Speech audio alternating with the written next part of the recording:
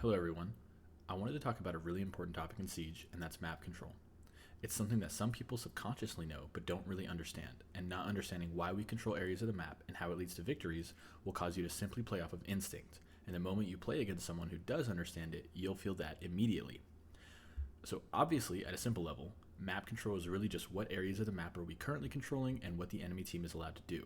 But what is control, and what can the enemy team do?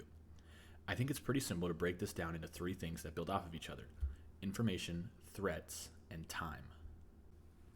Let's start with information. This is pretty much the cornerstone of anything that happens in Siege. Basically, every decision you make is based on information you can act on. But in regards to map control, you need to know what you can control. It looks a little different based on what team you're on, so I'll be showing some examples from both defense and attack. So let's take a look at both. So, our first example is going to be an attack on top floor cafe. We're going to either drone ourselves or our teammate into piano and try to gain control of this important part of the map, no matter what attack you're doing. We call the all clear, drop the hatch, and run into the room. Now, do we really have control here? I think the answer is obviously no. Now, you could say we didn't get the map control here because our droning was bad, and that's true. In this clip, the droning is pretty bad, but that's a topic for another video and a whole larger discussion of itself. We didn't get map control here overall because our information was incomplete. We thought we had control when we didn't, and control is only as real as your information. Bad information creates fake control, which leads to losing rounds. Now, if we were attacking cafe top floor and droned properly, clearing every single part of the room and making sure there's no threats inside of the room, we're going to be able to effectively take map control. We have real information here, and real information is going to lead to real map control. Because we have that control, now we are becoming a threat. So let's jump to the defense and see why that matters. Now I'm playing a defender on top white stairs on cafe. I'm sort of controlling this area of the map, and the attackers want it. Well, on defense, if the attackers want something, I should be making them work for it, especially something as important as map control. Right now, I'm kind of just standing here, and my presence doesn't instantly make me a threat. The attackers are not being stopped by me, and because of this, they could easily come up my stairs and eliminate me. Now, if I'm playing these stairs and I become a threat by holding an angle on the stairs or using some utility to slow the attackers down, which I'll get to in a bit, it makes it much harder for them to take control of this area. They can't just take space anymore. They have to drone me, use utility, or risk dying.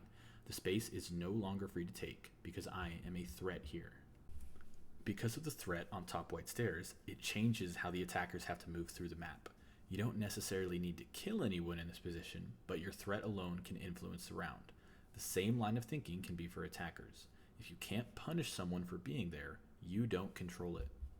So let's recap what we have so far. We have information and we have threats, but map control isn't just about taking space or threatening it, it's about when that actually happens in a round. If we take top floor of cafe with 2 minutes left on the clock, that can be good and gives us plenty of time to start the next stages of our attack. But if we take top floor with only 45 seconds left in the round, we're going to have to rush to complete the next stages of our attack. Rushing means we're going to make mistakes, and mistakes mean a round lost. I'm sure you can think of plenty of times in your ranked games where there's 20 seconds left on the clock and everyone's rushing into sight and it's pure chaos. This is what happens when you don't take map control with a good amount of time left. And to easily summarize, if you don't have information, your control is fake. If you're not a threat, your control doesn't matter. And if you're too late, your control won't win you the round.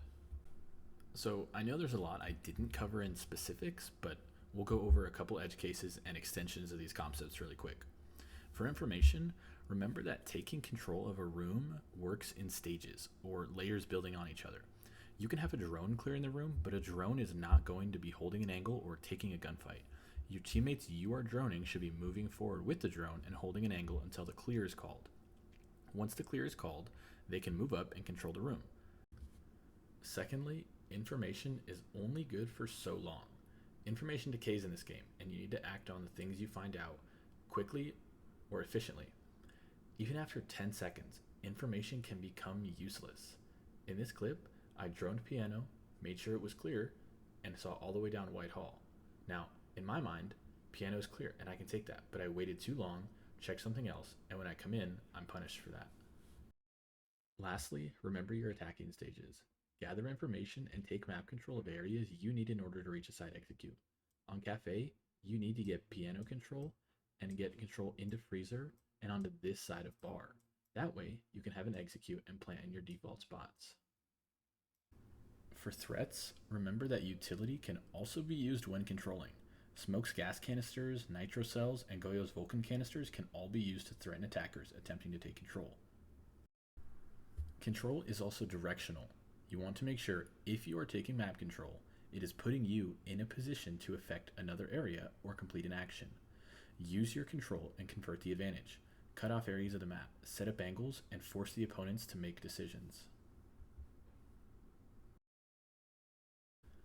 For time, remember that control is only temporary.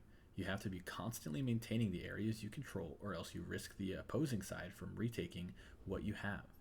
Good ways to solidify your control is using flank watch operators like Nomad, or simply having someone watch a flank drone. There are still plenty of more ideas when it comes to map control and how it affects Siege, but this is just a breakdown of the core ideas of it and some important information surrounding it. If you would like to see any breakdowns of ideas, more examples of any topics from either side, or expanding into more advanced concepts, let me know. Thank you for your time.